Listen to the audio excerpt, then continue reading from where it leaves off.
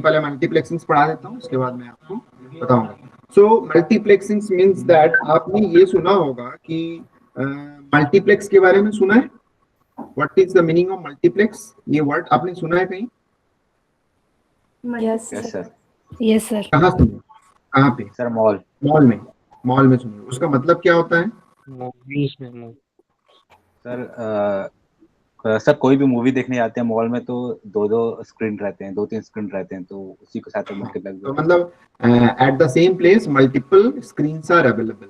Multiple screens का मतलब होता है कि एक ही रूम में मल्टीपल स्क्रीन नहीं, मतलब at a time multiple shows are going on. समझ में आ रहा है? तो इसका मतलब है place is one and the multiple number of movies are going at the same simultaneously, यानी at the same moment multiple number of movies in the same place. तो उस जो गैदरिंग प्लेस है या इंटीग्रेटेड प्लेस है, उसको हम लोग मल्टीप्लेक्सिंग नाम भी देंगे, मल्टीप्लेक्स उसको बोलते हैं। तो same concept will be here. Multiplexing का मतलब ये हुआ कि अगर आपके पास कोई एक कम्युनिकेशन लाइन है और उस कम्युनिकेशन लाइन के थ्रू मल्टीपल डिवाइसेस को कनेक्ट करके डेटा को शेयर करना है, then how it can be possible, कैसे पॉसिबल हो सकता है? तो उसके लिए हमारे पास अच्छे तरीके हैं कि मल्टीपल डिवाइसेस से डेटा को लेने के बाद उसको मिक्सअप करने के बाद डेटा को सेंड कीजिए और दूसरे एंड में उस मिक्स डेटा को अलग अलग कर लीजिए।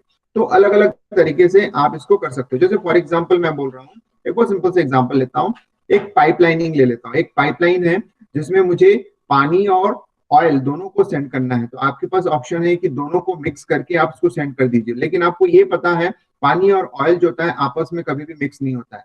तो इसका मतलब है आप उस पाइपलाइनिंग का यूज करते हुए you can send the both the elements, यानी दोनों एलिमेंट्स को आप सेंड कर सकते हो और डेस्टिनेशन एंड में उसको सेपरेट कर सकते हो।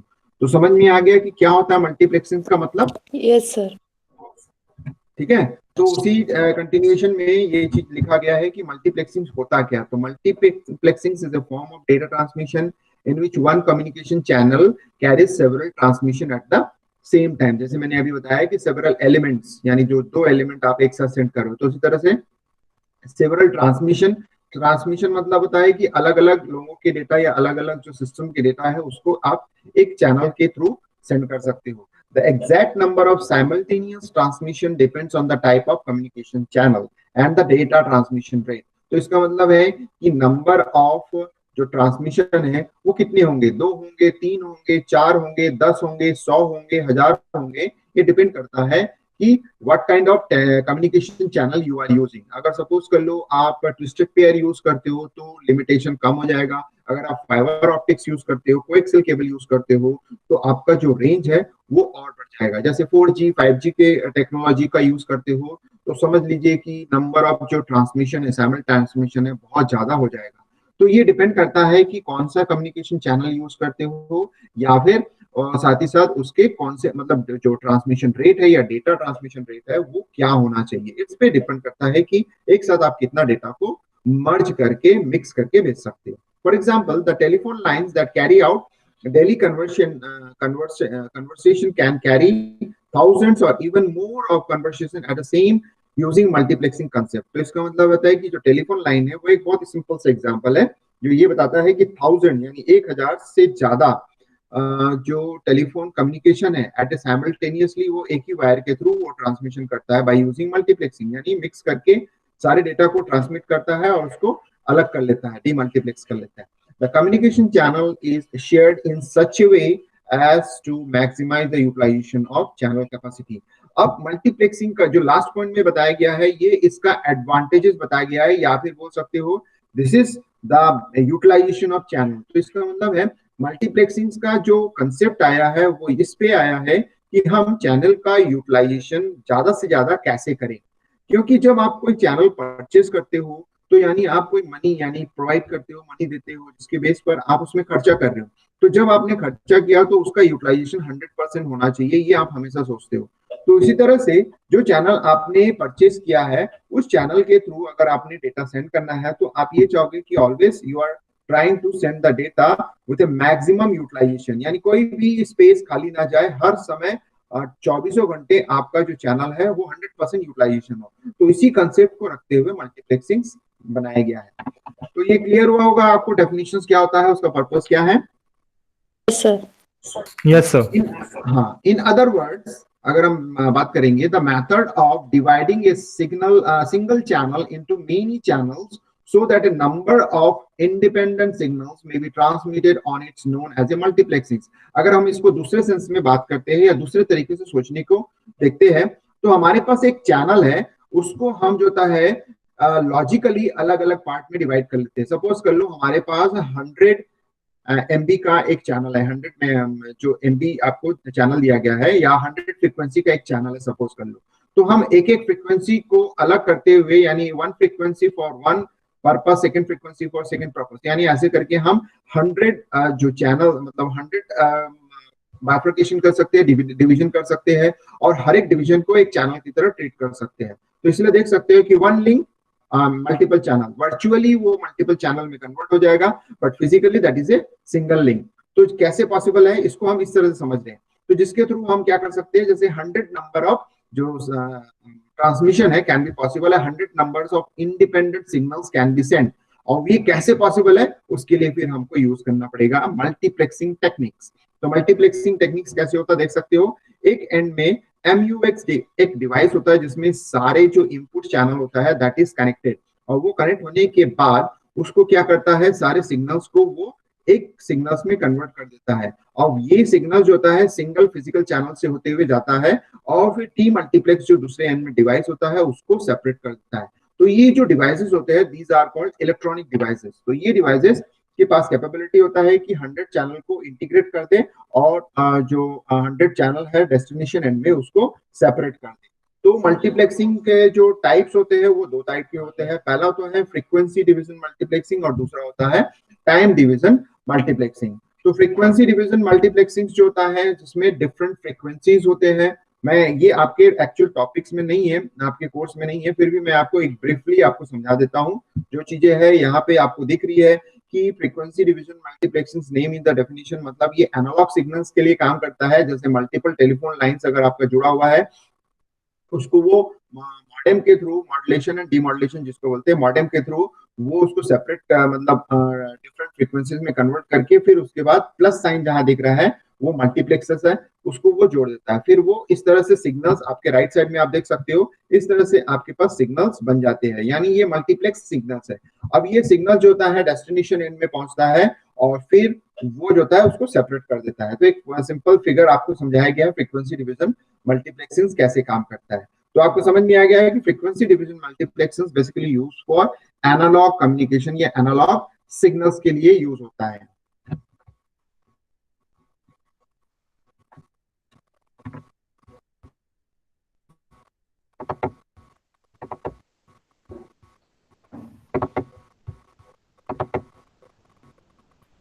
सर बोलिए सर, तो ये सिलेबस में नहीं है, तो ये एग्जाम में आ सकता है कि नहीं आ सकता ये FDM?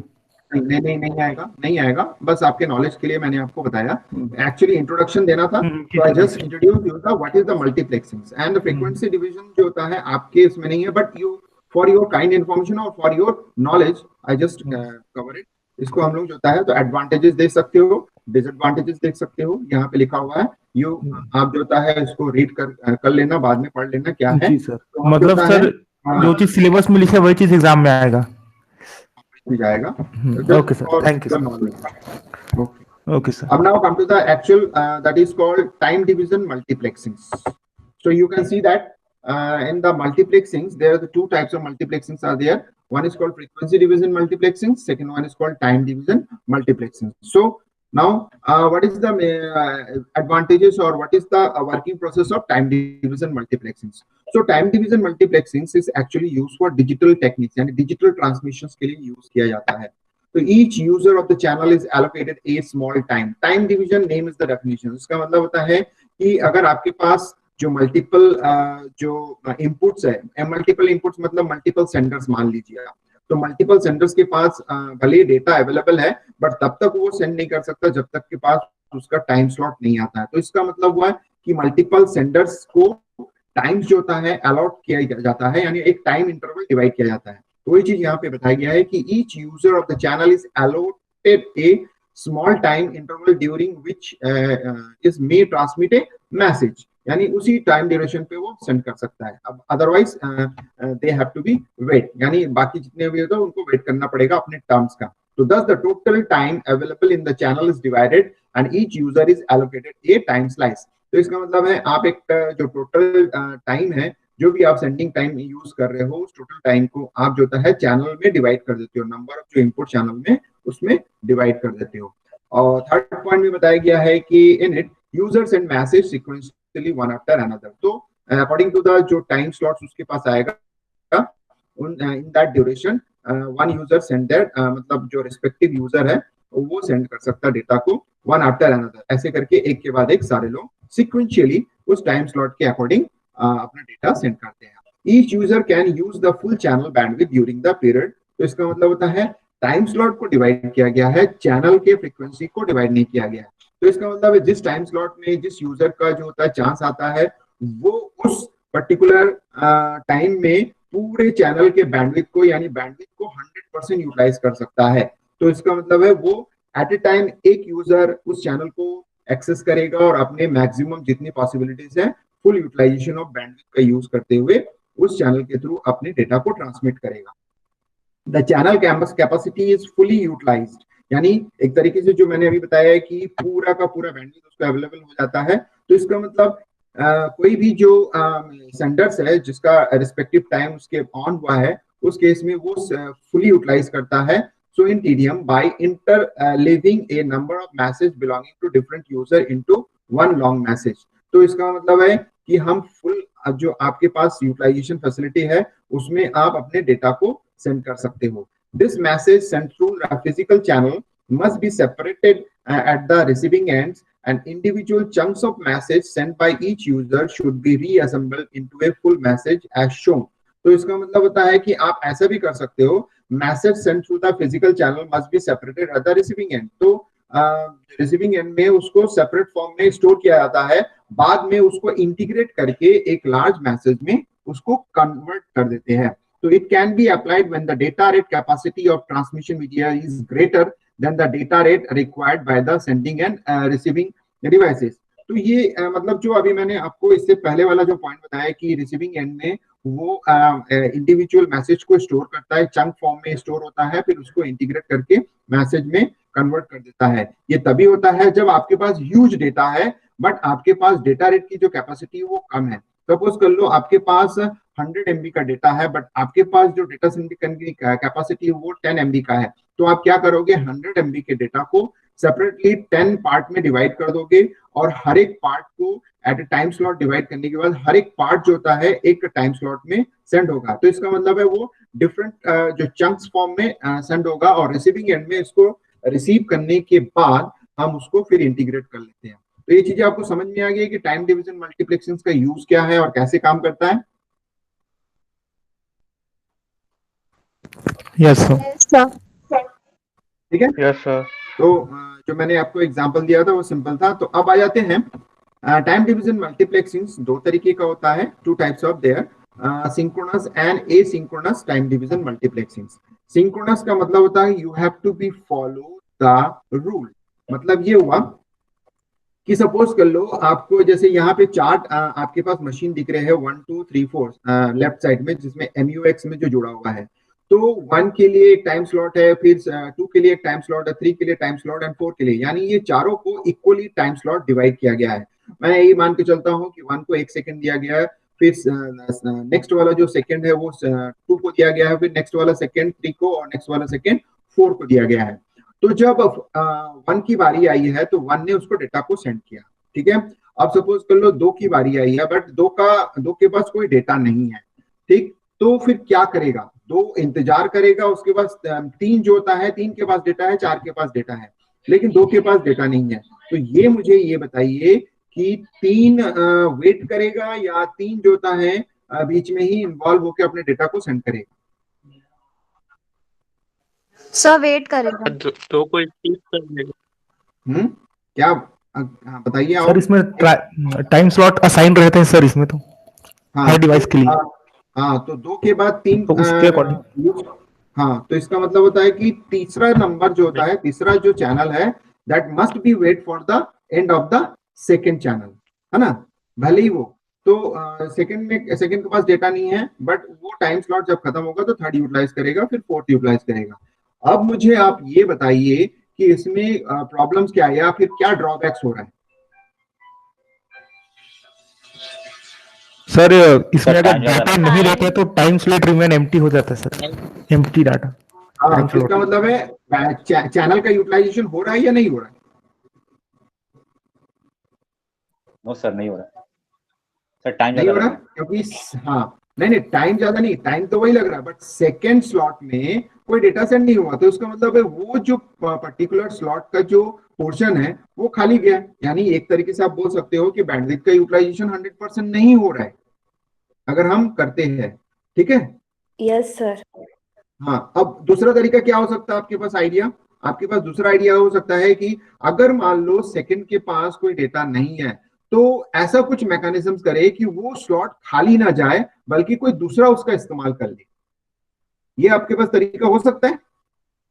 Yes sir. यस हो सकता है। तो इसका मतलब है हमारे पास दो अप्रोच है। पहला अप्रोच है कि जो टाइम जिसका है वो उसको यूटिलाइज करे या खाली जाने दे, कोई प्रॉब्लम नहीं है। और दूसरा हमारे पास अप्रोच है कि हम बैंडविड्थ को अगर रिस्पेक्ट में लेके चलते हैं तो हम उस स्लॉट को खाली ना जाने दे, उस स्लॉट में कोई और इन्वॉल्व होकर अपने डेटा को सेंड करे। तो इसी के बेस पर हमारे पास दो मेथड बने हुए। पहला जो मैंने आपको समझाया था जिसमें कि खाली जाए, वो हो गया आपका सिंक्रोनस मेथड, यानी आप सिंक्रोनस वे में चल रहे हो, किसी को कोई इंटरफेयर नहीं कर रहा है। बट एसिंक्रोनस मेथड में ये हो गया कि आप जो होता है भले ही आपके पास डेटा नहीं है बट उस टाइम को आप यूटिलाइज कर सकते हो किसी दूसरे के लिए। तो इसके लिए हमको कुछ स्टैटिस्टिक्स मेंटेन करना पड़ेगा जो ये काम कर सकता है। तो आपको समझ में आ गया कि सिंक्रोनस टाइम डिवीजन मल्टीप्लेक्सिंग क्या है और एसिंक्रोनस क्या है। ब्रीफ में समझ में आ गया? Yes sir. Yes sir. Okay fine. तो देखिए जो मैंने आपको समझाया था वो इस फिगर में आपको दिख रहा है कि synchronous time division multiplexing means multiplexers allocate the same time slot to each device at the same time, यानी सबको इक्वली टाइम स्लॉट डिवाइड कर देता है। A device has to opportunity to send a portion of its data in its own time slots। तो इसका मतलब है उसके पास सिर्फ अपने ही टाइम स्लॉट में डेटा सेंड करने का पॉसिबिलिटीज है। तो देखिए देख सकते हैं कि वर्टिकली आप अगर देखोगे तो 3 चैनल है, तो उसको हमने 3T से डिफाइन किया है। तो 3T का मतलब होता है कि अगर हम फर्स्ट स्लॉट की बात करते हैं तो फर्स्ट स्लॉट 3 सेकंड का होगा, क्योंकि 3 चैनल है तो 3 सेकंड का होगा। 1T for 1 channel. अब फर्स्ट वाले चैनल का नाम है ए, दूसरे का नाम है बी और तीसरे का नाम है सी। अब ए अभी सी अगर डेटा सेंड करता है तो उसने अपने पैकेट का नाम A1 A2 A3 B1 B2 B3 and C1 C2 C3 ऐसा किया, यानी स्लॉट के हिसाब से उसकी नंबरिंग किया। तो आप देख सकते हो कि फर्स्ट टाइम स्लॉट में जो 3T है उसमें A1 डेटा है और C1 डेटा है, B1 data is not available. तो इसका मतलब है जब आपने फ्रेम बनाया तो फ्रेम 1 में आपके पास A1 है बट B1 नहीं है एंड C1 है। उसी तरह से जब आपने फ्रेम 2 यानी सेकेंड स्लॉट में आपने ट्रांसमिशन किया तो 3 जो आपके पास डेटा होना चाहिए उसमें से 2 डेटा आपके पास अवेलेबल है, A2 B2, C2 अवेलेबल नहीं है। उस तरह से फ्रेम 3 आपके पास है। तो इसमें हमारे पास बैंडविड्थ का यूटिलाइजेशन हो रहा है कि नहीं हो रहा है?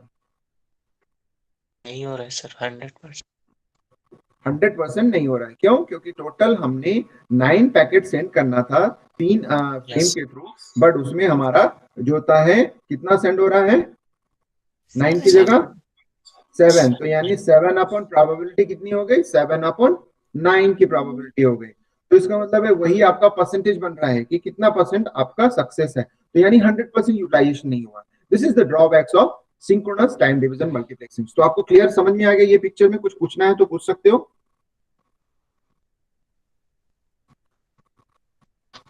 क्लियर है? Yes yes sir. Okay fine.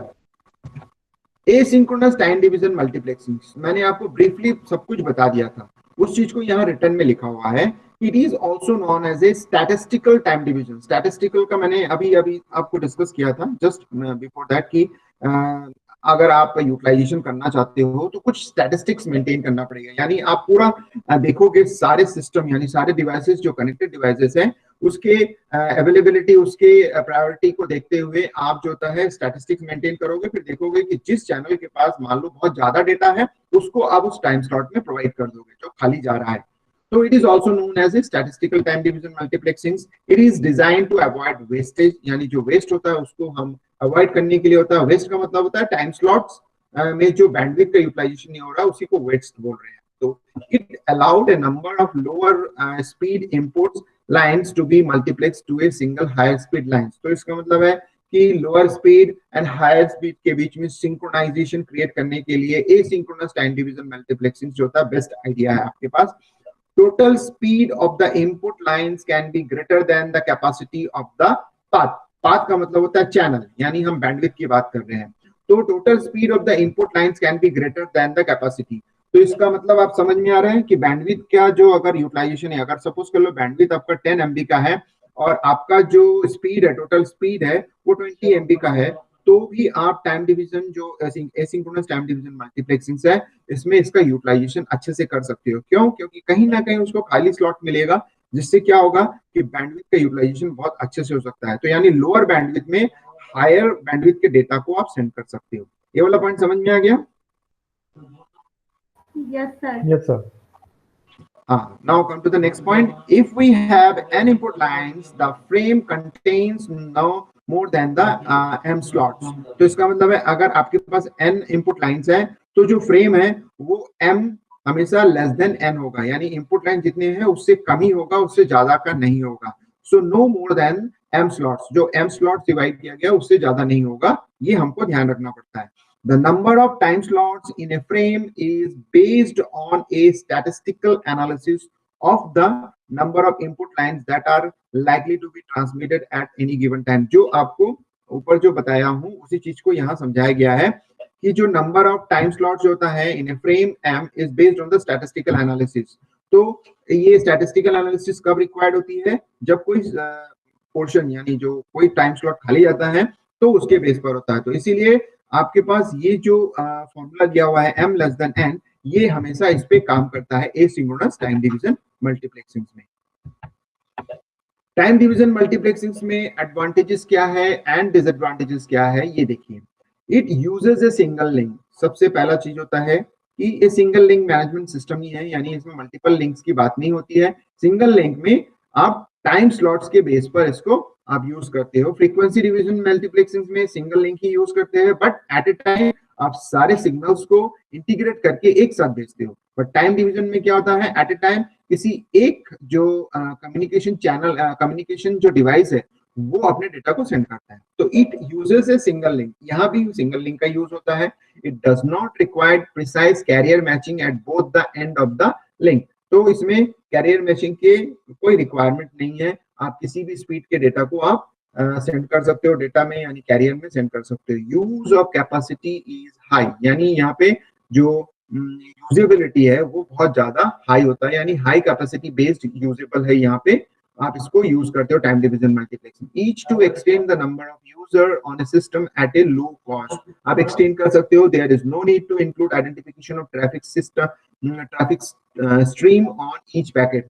तो इसमें हर पैकेट में ये बताने की जरूरत नहीं है कि वो किस स्पीड से जाएगा या उसका ट्रैफिक इंफॉर्मेशन देने की इसमें जरूरत नहीं पड़ती है।